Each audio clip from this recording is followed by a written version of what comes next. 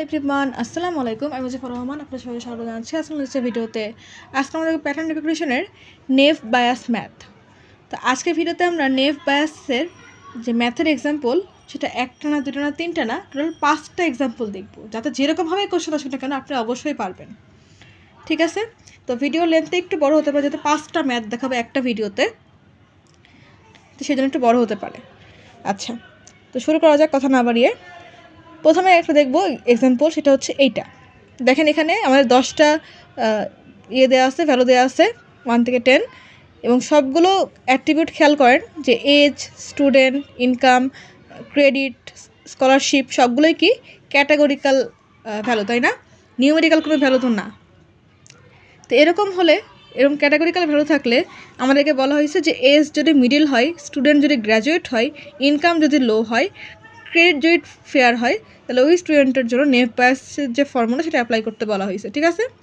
তা আসেন, এই যে সবগুলো ক্যাটাগরিক্যাল ভ্যালু, সিরিয়ালটাকে বাদ দিলাম, সিরিয়াল নিয়ে আমাদের কোনো কাজ নেই, আমাদের কাজ হচ্ছে এজ, স্টুডেন্ট, এই যে এজ, স্টুডেন্ট, ইনকাম, ক্রেডিট নিয়ে। ঠিক আছে? তাহলে এজটাকে বাদ দিয়ে বাকিগুলো হচ্ছে ক্যাটাগরিক্যাল ভ্যালু দেখে আমরা এখন এটাকে সলভ করবো। আসেন সেটাকে সলভ করি। আমরা দেখব যে যে স্টুডেন্টগুলোর এজ হচ্ছে মিডিয়াম, অর্থাৎ এই যে এখানে যে এটা দেখা আছে যে এজ যদি মিডিল হয়, মানে মিডিয়াম এজের হয়, স্টুডেন্ট যদি গ্র্যাজুয়েট হয়, ইনকাম যদি লো হয় এবং ক্রেডিট যদি ফেয়ার হয়, সেক্ষেত্রে স্কলারশিপ সে পাবে নাকি পাবে না, এই জিনিসটা, তাই না? তো স্কলারশিপের ঘরে দেখেন ইয়েস নো এরকম আছে। তো আমার টোটাল কতগুলো? 10টা। 10টার মধ্যে এখন আমরা দেখবো ইয়েস কয়বার আসছে, নো কয়বার আসছে। ইয়েস আসছে হচ্ছে 1 2 3 4 5 6বার। এই জন্য দেখেন এখানে আমি 6/10 করলাম, পেলাম 0.6। তাহলে নো আসে কয়বার? 10বারের মধ্যে 6বার ইয়েস আসতে পারে, নো আসে হচ্ছে 4বার, তাই না? তাহলে এই যে দেখেন নো 4বারই আছে, 1 2 3 4, 4বারই আছে নো, এই জন্য 4/10। তাহলে আমরা আমাদের যে প্রায়র প্রবাবিলিটি স্কলারশিপের ক্ষেত্রে সেটা পেয়ে গেলাম। এখন কাজ কি? এখন যে কাজটা আমরা স্কলারশিপের জন্য করলাম, সেম কাজটা আমরা বাকি যে অ্যাট্রিবিউট, অর্থাৎ এজ, স্টুডেন্ট, ইনকাম, ক্রেডিট, এটার জন্য করব। এজ যদি ইয়ং হয়, আমাকে দেখি ইয়েস কতবার আসছে। ইয়েস আসছে 6বার। এই যে এখানে স্কলারশিপ ঘরে ইয়েস 6বার আসতে দেখলাম না? তা আর ইয়ংয়ের জন্য ইয়েস আসছে কয়বার দেখি তো। এখানে একটা ইয়ং পাচ্ছি, এটা হচ্ছে নো, এরপর হচ্ছে এটা পাচ্ছি, এটা হচ্ছে নো, এখানে দেখতে পাচ্ছি এটা হচ্ছে ইয়েস, এটা হচ্ছে ইয়েস, 2টা, তাই না? তাহলে দেখেন এখানে 2/6 হলো। তাই নো কয়বার আসছে? ইয়ং আসছে টোটাল ঘরে কয়বার দেখেন, 1বার, 2বার, 3বার, 4বার, 4বার আছে। 4বারের মধ্যে 2বার যদি ইয়েস আসে, তাহলে 2বার নো আসছে, তাই না? এই জন্য যেহেতু নোর প্রবাবিলিটি ছিল 4, এই টোটাল স্কলারশিপগুলো 6বার ইয়েস আসছে, 4বার নো আসছে, তাহলে এই জন্য। আর এজের ক্ষেত্রে, ইয়ংয়ের ক্ষেত্রে 2বার ইয়েস আসছে, 2বার নো আসছে। তাই দেখেন এখানে কি হচ্ছে, যেহেতু 4বার নোর মধ্যে 2বার নো আসছে ইয়ংয়ের ক্ষেত্রে 2/4 হলো, আর 6বার ইয়েসের মধ্যে 2বার ইয়ংয়ের জন্য ইয়েস আসছে। এরকমভাবে সিমিলার ওয়েতে মিডিলের জন্য দেখব, সিনিয়রের জন্য দেখব। স্টুডেন্টের জন্য আবার আমরা কী করবো, সেমভাবে গ্র্যাজুয়েট এবং আন্ডার গ্র্যাজুয়েটের জন্য ইয়েস নো দেখব। এই যে দেখেন স্টুডেন্ট ঘরে গ্র্যাজুয়েট আর আন্ডার গ্র্যাজুয়েট আছে। তো গ্র্যাজুয়েটের জন্য দেখব যে ইয়েস কয়বার আসছে, টোটাল ইয়েস তো 6টা, গ্র্যাজুয়েটের জন্য ইয়েস আসছে হচ্ছে এখানে 4টা, আর নো আসছে কয়টা?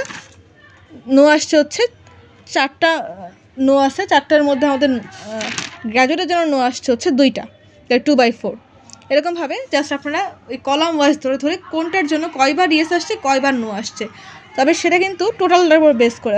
আমাদের যে টোটাল কাউন্ট হচ্ছে 10, এই 10বারের মধ্যে ইয়েস কয়বার আসছে, নো কয়বার আসছে, সেটা ডিভাইড সেটা কাকে ডিভাইড করবো আমরা যেই এজের যেই অ্যাট্রিবিউট নিয়ে কাজ করছে, বা যেই ভ্যালুটাকে নিয়ে কাজ করছে, সেই ভ্যালুটার জন্য ওখানে ইয়েস বা নো কয়বার আসে সেটা ক্যালকুলেশন করার মাধ্যমে। যেমন 6বার ইয়েসের মধ্যে 2বার আসছিল, ইয়ংয়ের জন্য ইয়েস আসছিল, 4বার নোর মধ্যে 2বার ইয়ংয়ের জন্য নো আসছে। মিডলের জন্য 6বার ইয়েসের মধ্যে 3বার আসছে ইয়েস, মিডলের জন্য 4বার নোর মধ্যে 1বারও নো আসেনি। এরকমভাবে জাস্ট ক্যালকুলেশন করে নেব, অন্য কোনো কাজ নাই। আচ্ছা, হয়ে গেল। এরপরে কাজটা কি? এরপরে কাজটা হচ্ছে আমাদেরকে নেভ বায়াসের যে ফর্মুলা সেটাকে অ্যাপ্লাই করতে হবে।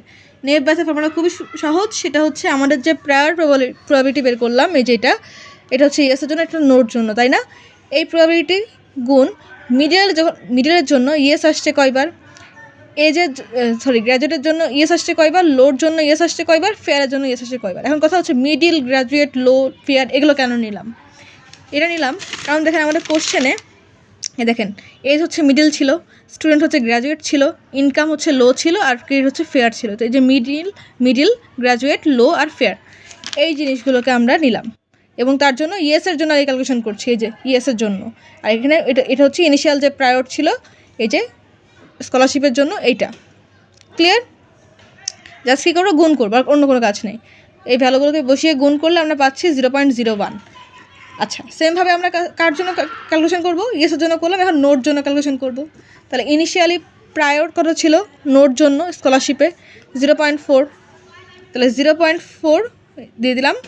আর আমাদের এটা যেটা কোশ্চেনে দেওয়া ছিল যে মিডিল, গ্র্যাজুয়েট, লো আর ফেয়ার, এটার জন্য কী হবে এখন? নোট জন্য ক্যালকুলেশন। তাহলে মিডিলের জন্য নো আসছে কয়বার, গ্র্যাজুয়েটের জন্য নো আসছে কয়বার, লোর জন্য নো আসছে কয়বার, ফেয়ারের জন্য নো আসছে কয়বার। জাস্ট আমরা এই টেবিল থেকে লিখে নিলাম। দেখেন মিডলের জন্য নো আসে 0/4 লিখে নিলাম।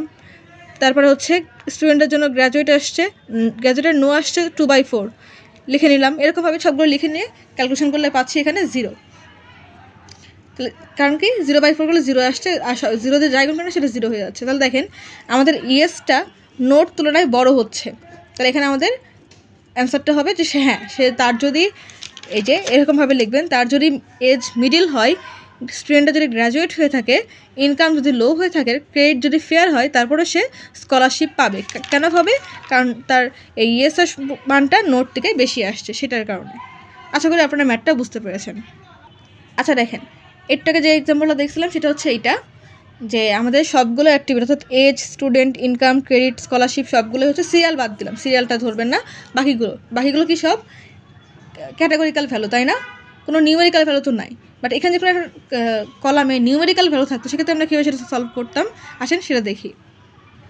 আচ্ছা দেখেন, এখানে আর একটা এক্সাম্পল দেখতে পাচ্ছি নেফ বায়াসের, সেটা হচ্ছে এই আইডি বাদ দেন, অর্থাৎ সিরিয়ালটাকে বাদ দেন, রিফান্ড, ম্যারিটাল স্ট্যাটাস, ইনকাম আর এভিট লেখা আছে সংক্ষেপে এভিডেন্স, ঠিক আছে?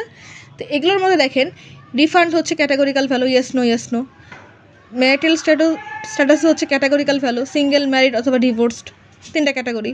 ইনকামটা দেখেন কি হচ্ছে আমাদের, ইনকামটা হচ্ছে নিউমেরিক্যাল, তাই না? আবার এভিডেন্স দেখেন ইয়েস নো এরকম, এটা হচ্ছে ক্যাটাগরিক্যাল। তো দেখেন একটা কলামে কিন্তু আমরা নিউমেরিক্যাল ভ্যালু পেয়ে গেলাম। এখন কথা হচ্ছে নেভ বায়াসে যদি আমরা এরকম ক্যাটাগরিক্যাল ভ্যালুর পরিবর্তে কোনো নিউমেরিক্যাল ভ্যালু পাই, সেক্ষেত্রে সেটা আমরা সলভ করব গাউসিয়ান পিডিএফ ফর্মুলা ইউজ করে। আচ্ছা আসেন আমরা স্টেপ বাই স্টেপ আগাই। এখানে কোশ্চেনে কী বলা হয়েছে, এ married person with income 120K did not refund the load previously, can we trust him? অর্থাৎ রিফান্ড করেনি, নট রিফান্ড, তাহলে রিফান্ড হচ্ছে নো, ম্যারিটাল স্ট্যাটাস হচ্ছে ম্যারিড, ঠিক আছে? আর ইনকাম হচ্ছে 120K। সে কোনো রিফান্ড দেয়নি, তাইকে আমরা ট্রাস্ট করতে পারি কি না, এটাই হচ্ছে জানতে চাওয়া হয়েছে। তো দেখেন আমি এটাই লিখছি যে রিফান্ড হচ্ছে no, marital status married, income হচ্ছে 120K, যেগুলো ইনফরমেশন দেওয়া সেগুলো লিখে নিলাম। এরপরে কাজ কি? এরপরে কাজ হচ্ছে প্রায়র প্রবাবিলিটি খুঁজে বের করা। প্রায়র কার জন্য বের করব? যে তার এভিডেন্স, সে কোনো লোড প্রিভিয়াসলি সাবমিট করেনি, তার ফলে কী হচ্ছে, তাকে আমরা ট্রাস্ট করতে পারি কিনা, এভিডেন্সে যেটা সেটার উপর ডিপেন্ড করে, ঠিক আছে? তাহলে এভিডেন্সে কী আছে, ইয়েস আছে আর নো আছে। তাহলে আমরা টোটাল দেখতে পাচ্ছি এখানে ভ্যালু আছে 10টা। নো কয়বার আছে? নো আছে হচ্ছে 1 বার, 2 বার, 3 বার, 4 বার, 5 বার, 6 বার, 7 বার। 7 বার হচ্ছে নো আছে। তাহলে 10 বারের মধ্যে 7 বার যদি নো থাকে, তাহলে ইয়েস আছে কয়বার? ইয়েস আছে 3 বার। তাহলে এখানে আমরা কী করছি, প্রবাবিলিটি বের করছি। তাহলে কী হচ্ছে 7/10। 10 কেন হলো? কারণ 10টা ভ্যালু ছিল, 10টার মধ্যে 7টা নো আছে। তাহলে 7/10 গুলো 0.7, আর 10টার মধ্যে 3টা ইয়েস আছে, তাহলে 3/10 গুলো 0.3। তো এখন আমরা কী করব, আমরা প্রথমে নোর জন্য ক্যালকুলেশন করব। যদি আপনি নোর জন্য খেয়াল করে দেখেন, নোর জন্য রিফান্ডের নো কত হবে? রিফান্ডও নো, আবার আমাদের প্রবাবিলিটিও নো। দেখেন রিফান্ড নো, এখানে ম্যারিড, এই যে এটা দেখি 120K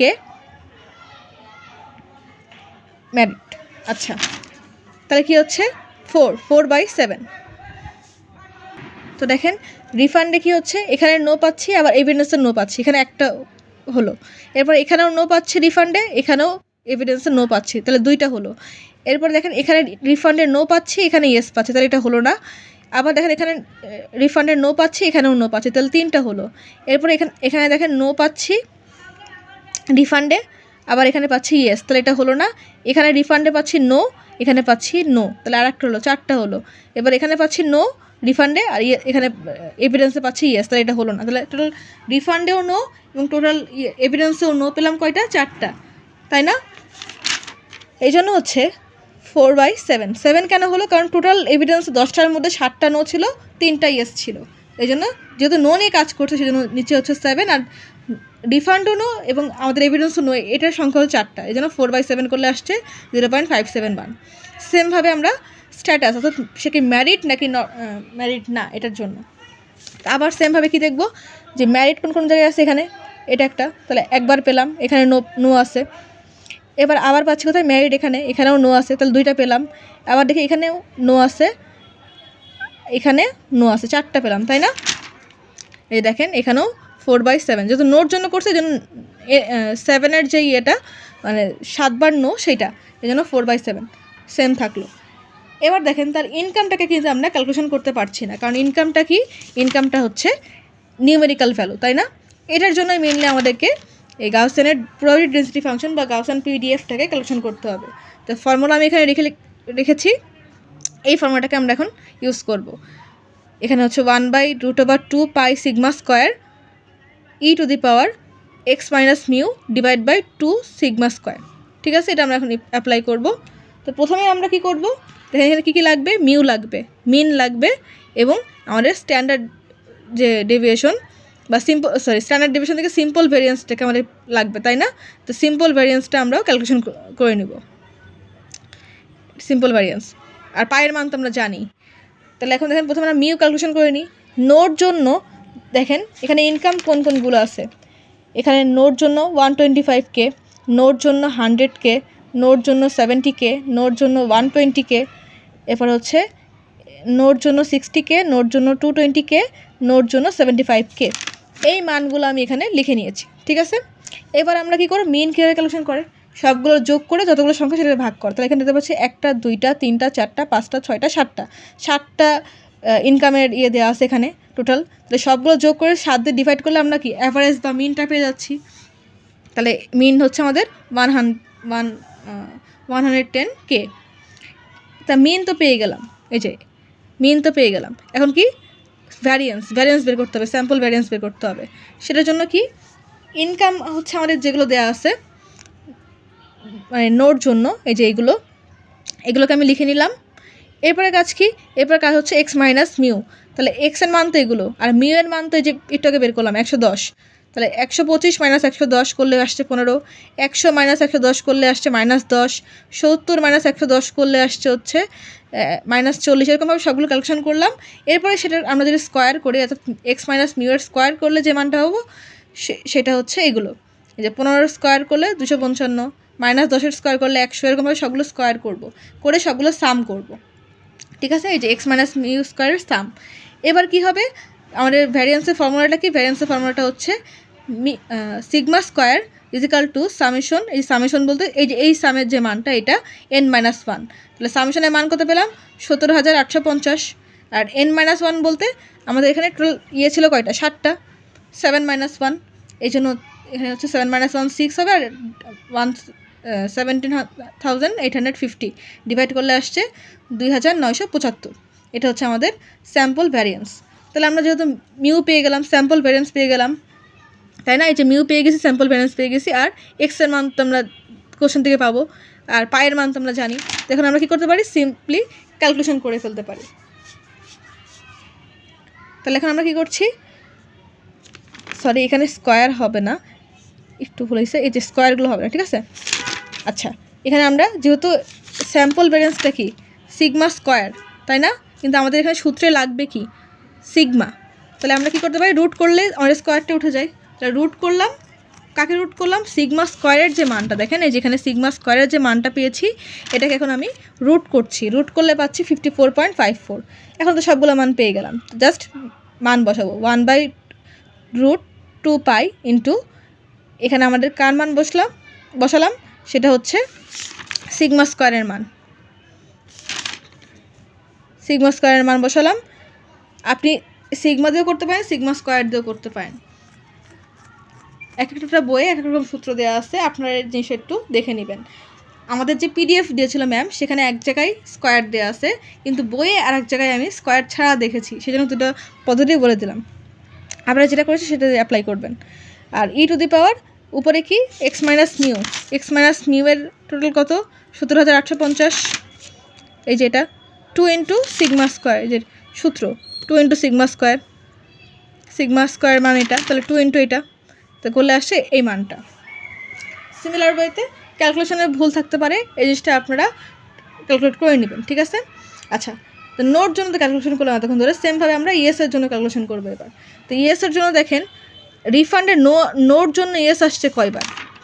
আমি যে কোশ্চেন আরেকবার চাই, রিফান্ডের নো, কিন্তু আমাদের এখানে আসতে হবে ইয়েস, এখানে নো, এখানেও নো, এটা হলো না, এখানে নো, এখানেও নো, এটাও হলো না, এখানে নো, এখানে ইয়েস, একটা হলো, এখানে নো, এখানেও, ও সরি দেখা যাচ্ছে না, আচ্ছা এখানেও নো, এখানেও নো, হলো না, এখানেও নো, এখানেও নো, হলো না, এখানেও রিফান্ডের নো, এখানে ইয়েস, একটা হলো, তাই না, এখানে নো, এখানেও নো, হলো না, এখানে নো, এখানে ইয়েস, দুইটা হলো, এখানে নো, এখানে নো, হলো না, এখানে নো, এখানে ইয়েস, তাহলে তিনটা হলো, তাই না। তাই এখানে রিফান্ডের নো, কিন্তু এভিডেন্সে আসছে ইয়েস, এটার মান হচ্ছে 3। দেখেন আমরা এখানে কী করছি 3/3, 3/3 কেন হলো দেখেন, 3 বলতে কোথা থেকে আসলো, আমাদের টোটাল এই যে এভিডেন্স হচ্ছে 10টা, 10টার মধ্যে দেখেন 3বার ইয়েস আসছে, একবার, দুইবার, 3বার, তাই না, 3বার ইয়েস আসছে, এই জন্য যেহেতু আমাদের রিফান্ডের নোর জন্য ইয়েস আসছে 3বার এবং টোটাল ইয়েসের সংখ্যাও এভিডেন্সে 3বার, যেন 3/3 হলো, এখানে 1 হয়ে গেল। এখন আমরা দেখব ম্যারিড ছিল সে, তাই না, এই যে ম্যারিটাল স্ট্যাটাস তার ম্যারিড ছিল, তো ম্যারিডের জন্য আমরা এখন দেখব যেখানে ম্যারিড আসছে এবং এভিডেন্সে ইয়েস আসছে কয়বার। তো ম্যারিডের জন্য এখানে দেখতে পাচ্ছি নো আসছে, এখানে দেখতে পাচ্ছি নো আসছে, এরপর হচ্ছে এখানে দেখতে পাচ্ছি নো আসছে, এখানে দেখতে পাচ্ছি নো আসছে, একবারও ইয়েস আসেনি, তাই না। তাহলে এখানে কি হলো, আমাদের টোটাল ইয়েস ছিল 3বার এভিডেন্সে, কিন্তু ম্যারিডের জন্য একবারও হচ্ছে ইয়েস আসেনি, এই জন্য 0/3 = 0 হয়ে গেল। এই যে দেখেন এখানে কিন্তু 0 হয়ে গেল। এই প্রবলেমটাকে সলভ করার জন্য আমরা কি করতে পারি, ল্যাপ্লেস স্মুদিং করতে পারি। সেটা কীরকমভাবে এটা দেখিয়ে দিচ্ছি এই পর্যায়ে। আচ্ছা, ল্যাপ্লেস স্মুদিংটা কেন করি আমরা, সেটা কারণটা হচ্ছে নেভ বায়াসে আমরা সব প্রবাবিলিটি গুণ করি, তাই না। এটাকে যেটা আমরা এর আগের যে এক্সাম্পল সেখানে দেখলাম সবগুলো গুণ করছিলাম, কোনো কিছুকে 0 দিয়ে গুণ করলে সেই ফুল অ্যান্সারটা 0 হয়ে যায়, একে আমরা জিরো ফ্রিকোয়েন্সি প্রবলেম বলি। তো এই জিরো ফ্রিকোয়েন্সি প্রবলেমটাকে সলভ করার জন্য ল্যাপ্লেস স্মুদিংটা আসছে। তো সেটার ফর্মুলাটা হচ্ছে count x comma c plus 1 count c plus x. এখন দেখেন আমাদের ম্যারিডের জন্য ইয়েসের জন্য, মানে ম্যারিড ছিল কিন্তু এভিডেন্সে ইয়েস থাকতে হবে, সেটা কিন্তু একবারও ছিল না, তো এই জন্য 0/3 কারণে এখানে আমাদের টোটাল আউটপুটটা 0 আসছিলো, তাই না। এটার জন্য আমরা এখানে আসলাম, তাই দেখেন এই যেখানে এখানে আসছে কত 0, আর সূত্রের +1 ডিভাইড বাই আমাদের টোটাল ইয়েস কতবার আসছে 3বার, নাম্বার অফ এভিডেন্সে ইয়েসের সংখ্যা 3বার, আর এখানে 3 কোথায়, 3 কোথা থেকে আসলো, 3 হচ্ছে আমাদের ম্যারিটাল স্ট্যাটাসে কয়টা ক্যাটাগরি আছে দেখেন। আমি যদি একটু কোশ্চেনে ব্যাক চাই, আচ্ছা দেখেন ম্যারিটাল স্ট্যাটাস 3টা ক্যাটাগরি আছে, একটা হচ্ছে সিঙ্গেল, একটা হচ্ছে ম্যারিড, আর একটা হচ্ছে ডিভোর্স, 3টা ক্যাটাগরি আছে, তাই না। এই জন্য এখানে 3 + 3 হলো, তাহলে এই কাউন্টটা হচ্ছে আমাদের নাম্বার অফ এভিডেন্স, আর এই এক্সটা হচ্ছে আমাদের ওই যেই কলামটাকে নিয়ে আমরা ল্যাপ্লেস স্মুদিংটা করছি সেখানে কয়টা ক্যাটাগরি আছে সেই ক্যাটাগরির মান। তাহলে এখানে কি হলো 0+1 করলে 1 থাকছে, 3 + 3 করলে 6 থাকছে, 1/6 করলে 0.166 আসছে, যেটা জিরোর রিপ্লেসমেন্টে আমরা বসাতে পারি। এই জন্য হচ্ছে এটা দেখিয়ে দিলাম। আমি এখানে ল্যাপ্লাস স্মুদিংটা ইউজ করিনি, আপনারা চাইলে করতে পারেন, যদি কোশ্চেনে বলা থাকে জিরো ফ্রিকোয়েন্সি হ্যান্ডেল করতে হবে সেক্ষেত্রে আপনারা ল্যাপ্লাস স্মুদিংটা অবশ্যই করবেন। এটা কিন্তু আমাদের স্লাইডে নাই, জাস্ট আমাদের ম্যাডাম দেখিয়েছে, এই জন্য আমরা আপনাদেরকে দেখিয়ে দিলাম। তাহলে যেহেতু ইনকামটা হচ্ছে কন্টিনিউয়াস ভ্যালু, নোর জন্য আমরা ক্যালকুলেশন করলাম, তো ইনকামটা আমাদের ইয়েসের জন্য ক্যালকুলেশন করতে হবে সেমভাবে গাউসিয়ান যে ফর্মুলা পিডিএফ সেটা ইউজ করে। আচ্ছা দেখেন এখানে আমরা কি করছি, আমাদের মিন ক্যালকুলেশন করছি, তাই না। মিন হচ্ছে কত, মানে এভিডেন্সে ইয়েস আসছে কয়বার দেখি, ইনকামে যদি ইনকামে যাই দেখতে পাচ্ছি ইয়েস আসছে এখানে, এটার জন্য 95, ইয়েস আসছে এখানে 85, ইয়েস আসছে এখানে 90, 3টা, তাই না। তা আমি এই 3টাকে হচ্ছে লিখে নিলাম 95, 85, 90। এখন আমরা এটার মিন বের করবো, সবগুলো যোগ করে 3 দিয়ে ভাগ করবো, 3টা সংখ্যা আছে 1 2 3, সবগুলো যোগ করে 3 দিয়ে ভাগ করবো, তাহলে পাচ্ছি 90কে। তো এখন আমরা কী করবো, স্যাম্পল ভ্যারিয়েন্স বা সিগমা স্কোয়ার ক্যালকুলেশন করবো। সেটা হচ্ছে ইনকাম হচ্ছে এই যেগুলো 95, 85, 80, এগুলো হচ্ছে ইনকাম। এখন আমরা কী করবো, এক্স মাইনাস মিউ করবো। তাহলে এক্সের মান হচ্ছে 95 আর মিউ এর মান হচ্ছে 90। 95 মাইনাস 90 করলে 5, 85 মাইনাস 90 করলে -5, 90 মাইনাস 90 করলে 0। তাহলে sigma square x minus mu এর স্কোয়ার করলে কী হবে, 5 স্কোয়ার করে 25, -5 স্কোয়ার করে 25, 0 স্কোয়ার করলে 0ই থাকছে। সবগুলো সাম করলে কত পাচ্ছি, সাম করলে আমরা পাচ্ছি 50। তাহলে স্যাম্পল ভ্যারিয়েন্স কত পাচ্ছি, সামেশন ডিভাইড বাই n-1। এই ছোটো ছোটো সূত্রগুলো কিন্তু মনে রাখতে হবে, ঠিক আছে।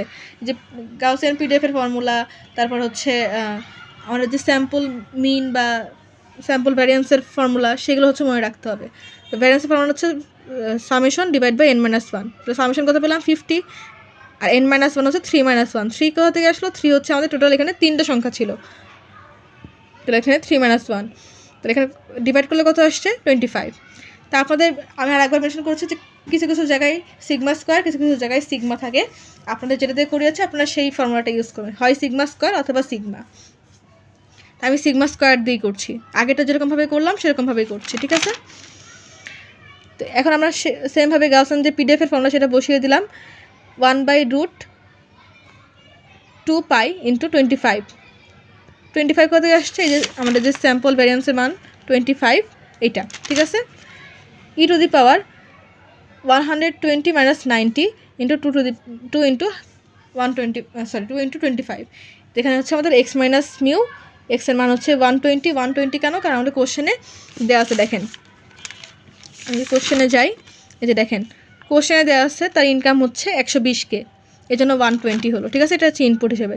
আর 90 কেন হলো, মিউ এর মান হচ্ছে দেখেন আমরা পেলাম, এই যে মিউ এর মান পাইছে 90 আর সিগমা স্কোয়ারের মান পাইছে 25। এগুলোকে আমরা অ্যাপ্লাই করছি জাস্ট, অন্য কিছু না।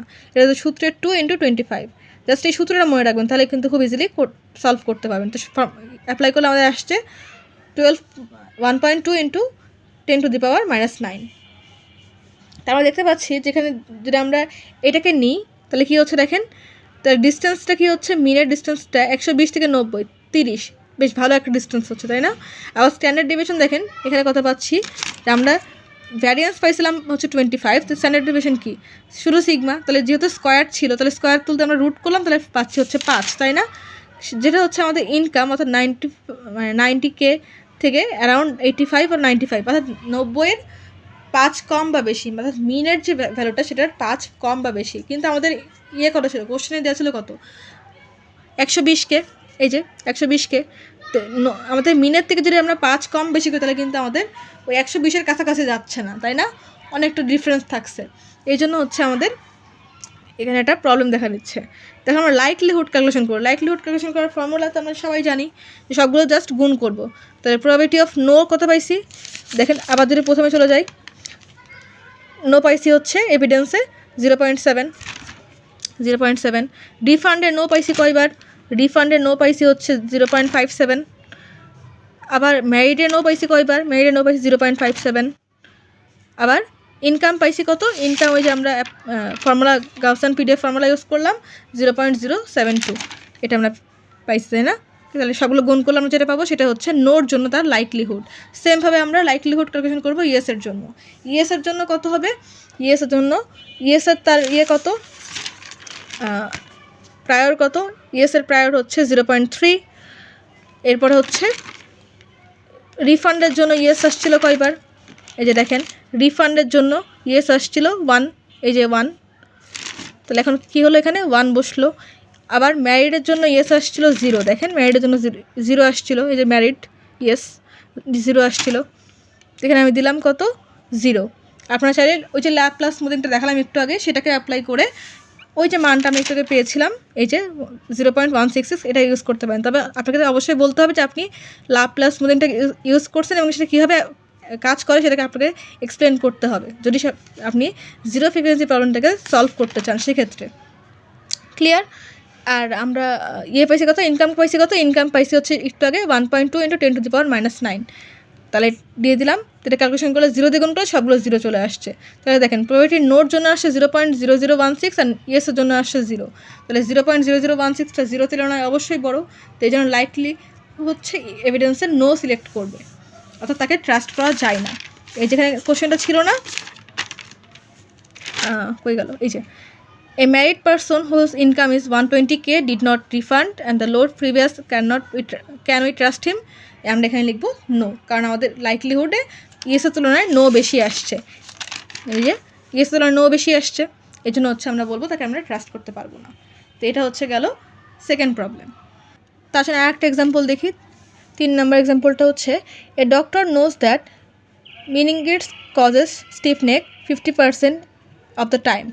Prior probability of any patient having meningitis is 1/50,000. Or prior probability of any patient having stiff neck is 1/20. If a patient has stiff neck, does he or she has meningitis? অর্থাৎ কোনো একটা patient যদি স্টিফ নেক থাকে সে কি মিনিংগিটস তার থাকবে, এই জিনিসটাই হচ্ছে আমাদেরকে মানে কন্ডিশনাল প্রবাবিলিটি অ্যাপ্লাই করে বের করতে হবে এখন, ঠিক আছে?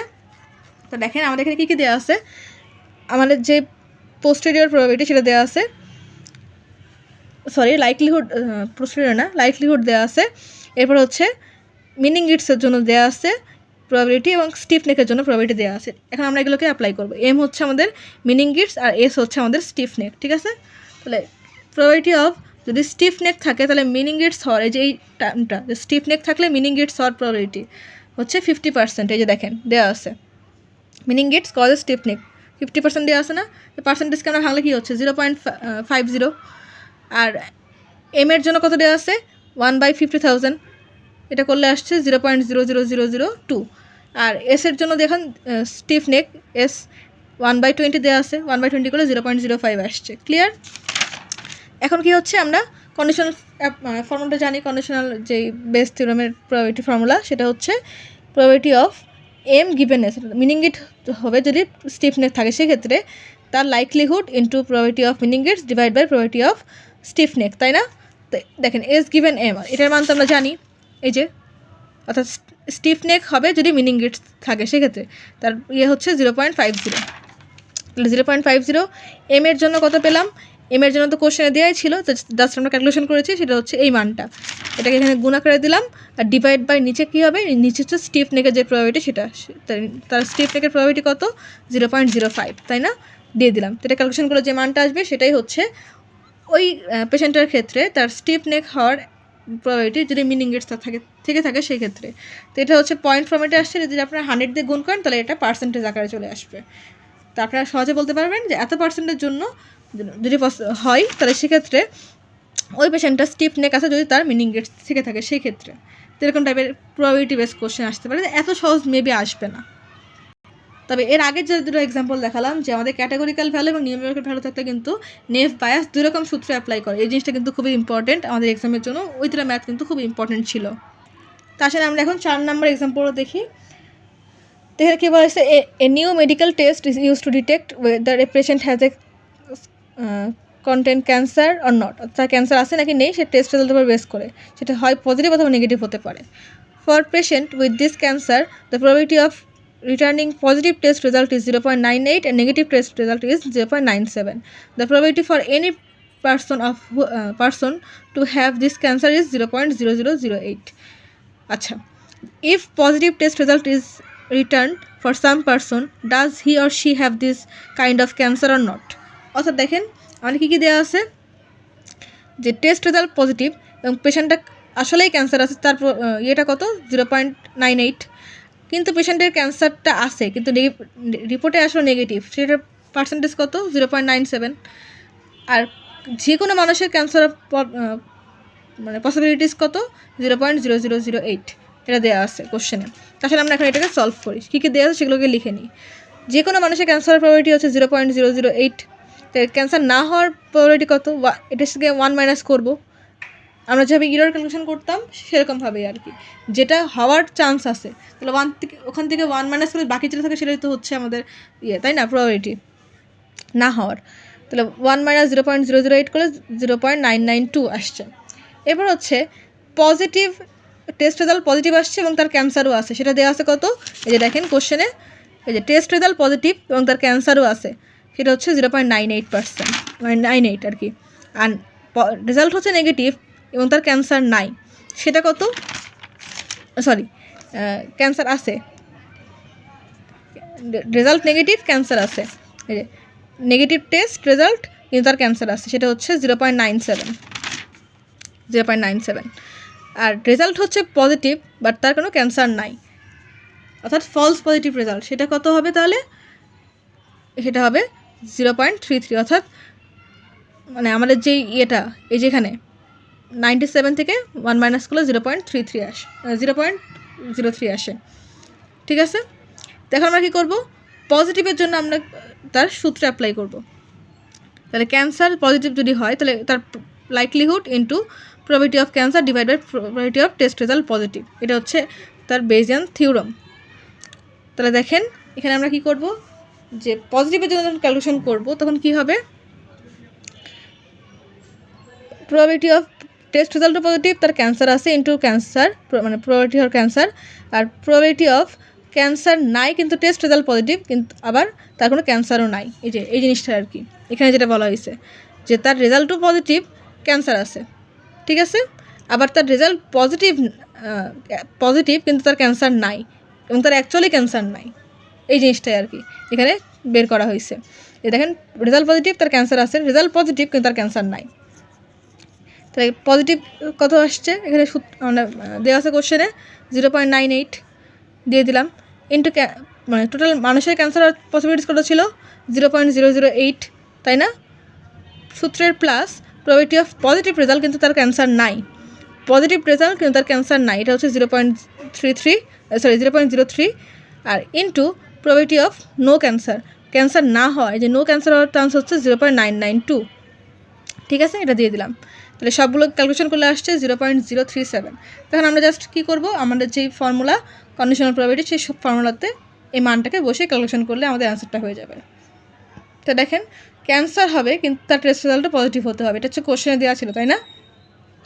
তাহলে তার likelihood into cancer divide by test result positive, তাহলে তার লাইকলিহুড কত পেলাম আমরা, টেস্ট পজিটিভ ক্যান্সার আছে 0.98 ইন্টু তার ক্যান্সার আছে কত, ক্যান্সার আছে হচ্ছে মানে টোটাল মানুষের কত পার্সেন্ট ক্যান্সার হতে পারে 0.008 দিয়ে দিলাম, divide by positive test result কতগুলো আসছে, পজিটিভ এখান থেকে পজিটিভ টেস্ট রেজাল্ট আসছে হচ্ছে 0.0376 এটা, তাই না? এই জন্য হচ্ছে আমরা পজিটিভ টেস্ট রেজাল্টটা বের করলাম, যে পজিটিভ যে আসছে সেটা কোন কোন ক্ষেত্রে আসছে, ক্যান্সার আছে পজিটিভ আসছে, ক্যান্সার নাই তাও পজিটিভ আসছে, এই জিনিসটাই হচ্ছে আমরা ক্যালকুলেশন করলাম।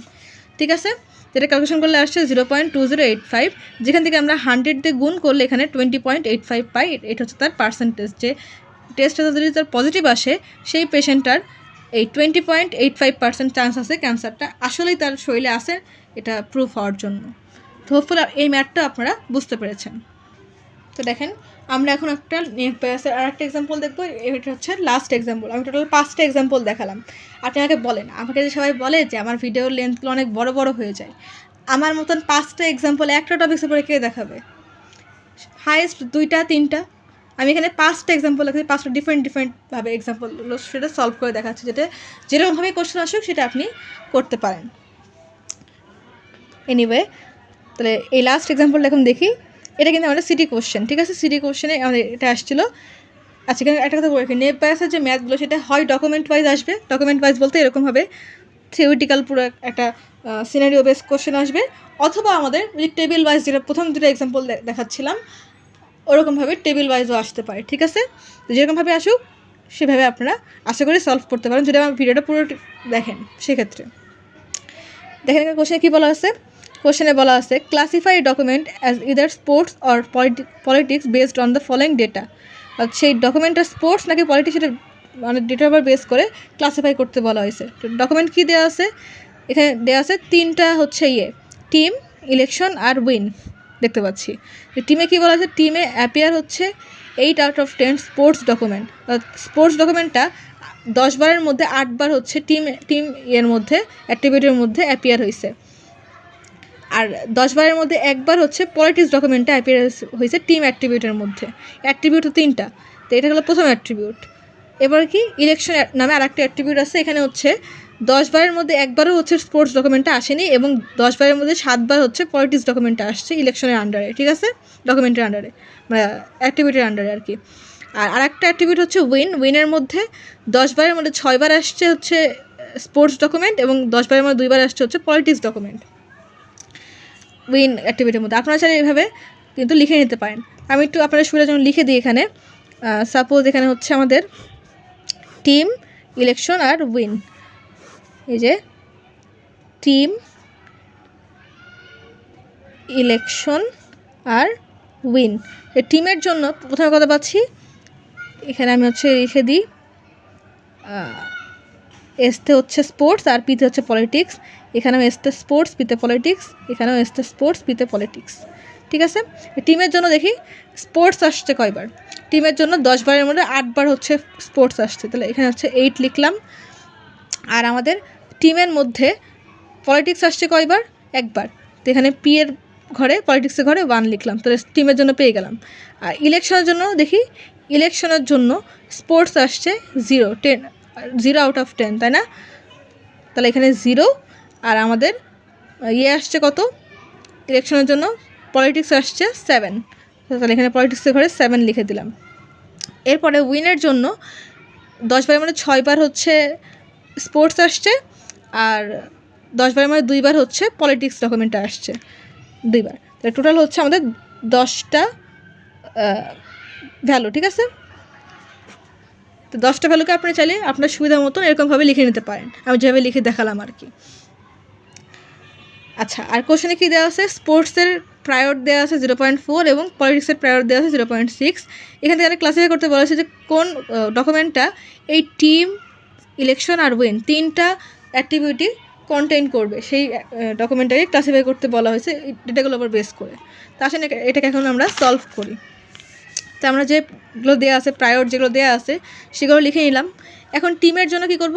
টিমের জন্য আমরা দেখব স্পোর্টস আর পলিটিক্স আছে, তাই না? এই যে এখানে ডকুমেন্টে 2টাই, স্পোর্টস আর পলিটিক্স।